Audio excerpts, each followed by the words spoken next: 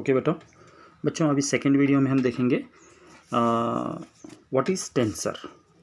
Tensor means what? These are the physical quantities which are neither scalars nor vectors. They have no specified direction. जिनका एक fix direction नहीं होता है.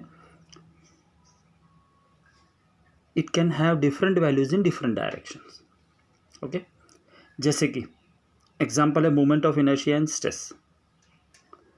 इसका मतलब क्या है? जस्ट हमको डेफिनेशन याद रखना है, ज़्यादा इतना इंपॉर्टेंट नहीं है. Just for the sake of knowledge that tensor क्या है. टेंसर ये फिजिकल क्वांटिटी है जिसका neither they are scalar nor they are vector but and they are not having specific direction. हर समय में point to point direction change होता है. जैसे अभी सर्कुलर ऑर्बिट में कोई घूम रहा है, मोमेंट ऑफ इनर्शिया जिसे हम कहते हैं. मोमेंट ऑफ इनर्शिया में अगर हम कंसिडर करेंगे तो will see that every point the direction will be different. Okay. And stress. Next is the polar vectors. Polar vectors are those vector whose direction is along the direction of the motion of the body. जिसका direction motion of the body के along रहता है उसको हम कहते हैं polar vectors. जैसे displacement, velocity हो गया, लीनियर मोमेंटम हो गया, फोर्स हो गया, तो उसको हम पोलर वेक्टर्स कहेंगे. A vector quantity whose direction is along the direction of motion of the body. Motion of the body के अंदर जिसका डायरेक्शन रहता है उसको हम पोलर वेक्टर कहते हैं. Next is the axial vector और pseudo vector. It is also called as the rotational vectors. These are the vectors associated with rotation. They act along axis of rotation of the body. ये vectors कहाँ पर act करते हैं? Axis of rotation of the body. कोई भी body घूम रहा है तो जब बॉडी घूम रहा है तो उसके एक्सिस में जो वेक्टर्स एग्जिस्ट होते हैं तो उसको क्या होंगे? एक्सियल वेक्टर कहेंगे. जैसे एंगुलर वेलोसिटी है, टॉर्क है, एंगुलर मोमेंटम है, तो ये क्या आ जाएगा अपना? एक्सियल वेक्टर्स आ जाएगा. Okay. Next is the zero vector. Zero vector is what? और it is also called as the null vector. It is a vector having zero magnitude. A vector having zero magnitude is called as what? Zero vector. जिसका magnitude zero है उसको हम क्या कहेंगे? Zero magnitude. Next है position vector. Now what is position vector? A vector drawn from the origin to the position of a particle at any instant is called as a position vector. Suppose अभी इधर x axis and y axis दिया. This is the y axis, this is the x axis. Suppose point is at the origin. यहाँ से point move करना शुरू करता है. कहाँ तक जाता है? P तक. So the particle is moved from point O to point P. कहाँ से कहाँ पर गया? O पॉइंट से लेके P पॉइंट तक गया. उसका डिस्टेंस कितना है? R. ओके. सो ओरिजिन कहाँ है? ओ पे है, मगर किस एक्सिस में जा रहा है? Along the x axis. तो इसका पोजीशन वेक्टर क्या हो गया? O P. पोजीशन वेक्टर कैसे रिप्रेजेंट करेंगे? Vector O P is equal to R. मतलब वेक्टर जो कोई भी वेक्टर उसके ओरिजिन से जो ड्रॉ करते हैं, कहाँ तक? उसके पॉइंट तक. कहाँ तक वो पहुँचा हुआ है? ओ से स्टार्ट हुआ, कहाँ पे पहुँचा? पी तक. तो OP जो है, OP is called as position vector. OP को क्या कहेंगे हम? पोजीशन वेक्टर कहेंगे. क्लियर हो गया? फिर से और एक बार समझ लो. Vector drawn from the origin to the position of a particle at any instant is called position vector. Consider a particle at a point P at a distance R from the origin along the x axis. The position vector OP is equal to R. तो OP जो वेक्टर, the vectors which are drawn from the origin to the position of a particle is called as the position vector. Next is the displacement vector. Now what is the displacement vector? The displacement vector of a moving particle in a given interval of time is directed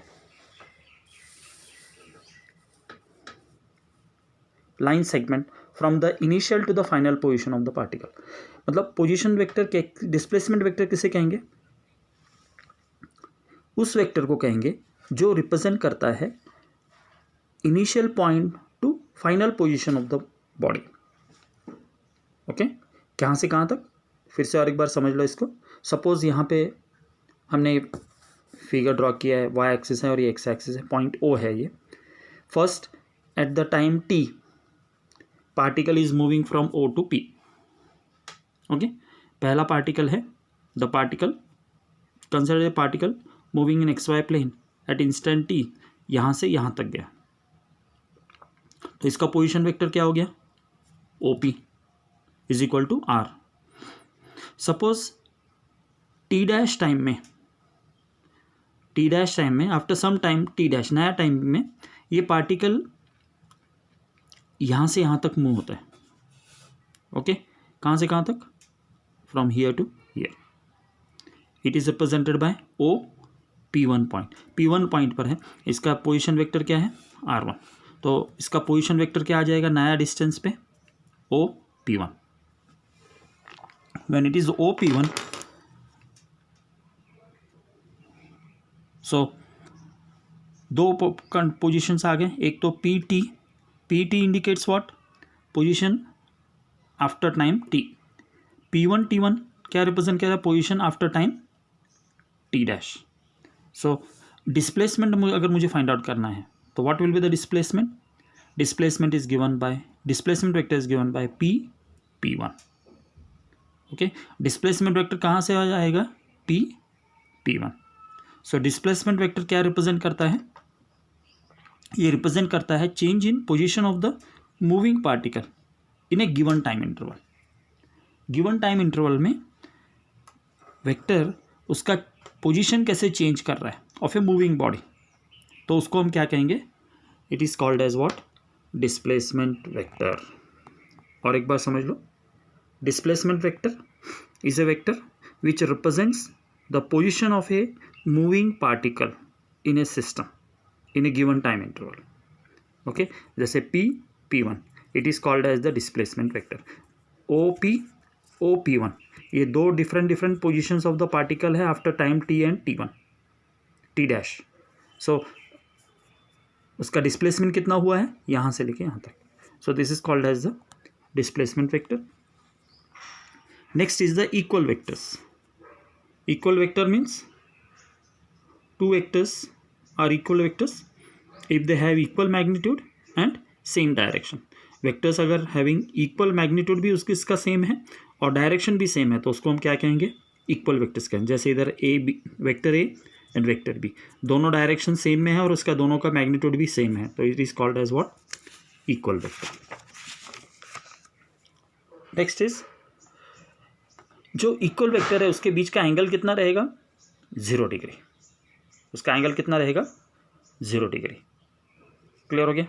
so once again we will revise this position vector. अब यहाँ से अपना main concept शुरू होता है। Position vector क्या है? हमने अभी क्या क्या देखा? 0 वेक्टर देख लिया, we have seen the null vector, then we have seen the tensor, polar vectors देख लिया, and then we have seen the axial vectors. Polar vector किसे कहेंगे? उस वेक्टर क्वांटिटी को whose direction is along the direction of the motion of the body। okay, and polar vector means displacement। it is represented by velocity, linear momentum, force, etc. are the polar vectors। now what is the axial vector? Axial vector is those vector which will be representing on the axis of rotation of the body। next we have seen the zero vectors or null vectors, its magnitude is 0। Position vector मतलब क्या है? Vector drawn from the origin to the position of the particle. Origin से लेके position of the particle में जो vector draw करते हैं उसको पोजीशन वेक्टर कहते हैं। डिस्प्लेसमेंट वेक्टर किसे क्या कहते हैं? Displacement vector is the vector which is represented by the position of the particle in the given time. Okay, so बाकी का हम नेक्स्ट वीडियो में देखेंगे।